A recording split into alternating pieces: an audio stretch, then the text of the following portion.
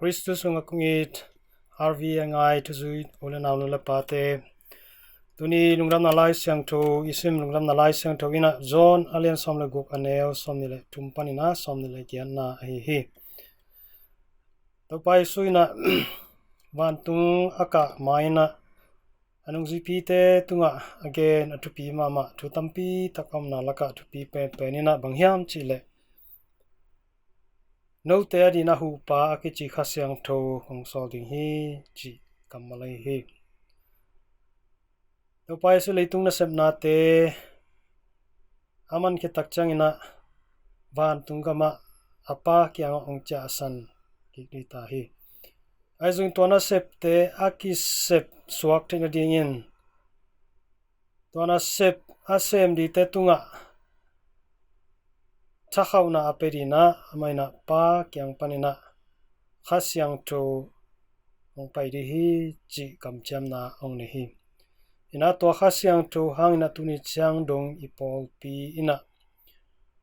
thuman thu tak to nung ta in thuman thu tak tang kowin thuman thu tak hangina zung kimna ampi tak na thua hi to hina to khasiangtho ina pang ai hiam chin e tak changina romalian giatane somlenga na sunga misano polina to khasiangtho ina no teng lau sak sila banga ong piang sak hiloin to khasiangtho ina pasien tate ong suak sak ai hi chi hi ina to pai suing sol di khasiangtho ina ite lau na te ving sakena pasien tate hi na athakena ong thei sakika pasien tate hi hit tak changina eitena pasien pen aba pao chi theina akhuan ngon ong pelai hi to man eitena khasiangtho happy na hangina pasien pen pa chi thei tai maunina lamkhat panin chile hangina eitena to khasiangtho hangina pasien tate iswa hi to manina pasien tate iswa na I akhuna ji ina bangom hiam roma alien get ane som le sigi na so inlang na ite pen ama tate ihi manin mihing te ading na ki koi thupa inga bana Kristu ading aki koi thupa te nangon inga hom lai hi chi hi taman Tuni Lungdamna Laisiangtho sunga to pai suna keima min to nange to le paina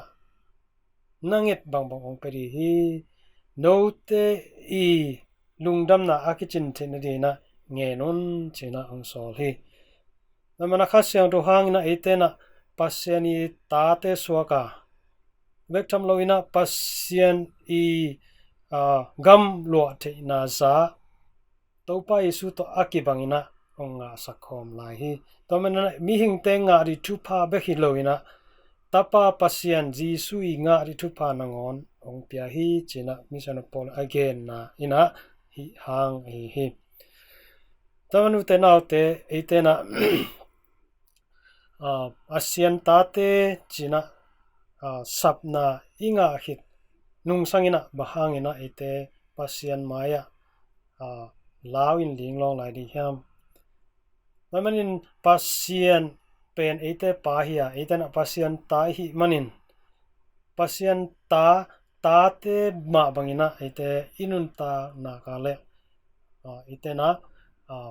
pa pasien hong pya tu pa te zong itena abana banina anga rite hi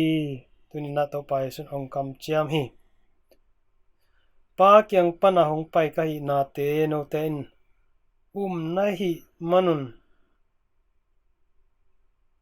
pa ma in no te hongi thi keimain pa kyang panung pai in leitunga ongkum sokhi pa kyang panina ong pai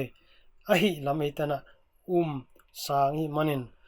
paina ite ongi thi to ongi na hangina ite pen ama ita tanu tapate ong swak sakhi tua tanu tapa hi na tuni thakina lungai ki di hang nidangina pasien pen akiki ta aki en ngam lo hinapina tuna Jesu Christu hangin amai hong sol khasyang dawangin itena pa o china sapthei na akhona yi khat inga hi tan tuna hi akhona yi pa chi jina khona yi ai kele pasiani tanu tapa chi na inga zaina bangza takina eyarina manpa hiam tunina athakina lungai keken ta din muni manin ta te hoi ta hoi no tanu hoi tapa hoi te iso zona ring pasian maya ki suang lo takin